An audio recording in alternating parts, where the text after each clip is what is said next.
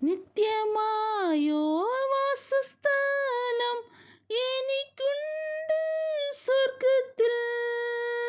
നിത്യമായോ വാസസ്ഥലം എനിക്കുണ്ട് സ്വർഗത്തിൽ. ജീവവൃക്ഷത്തിൻ്റെ ഫലം ദൈവപരദീസയിൽ. ജീവവൃക്ഷത്തിൻ്റെ ഫലം ദൈവപരദീസയിൽ. എന്നെ എതിരേൽപ്പാനായി ദൈവദൂതൻ വരുന്നു. എന്നെ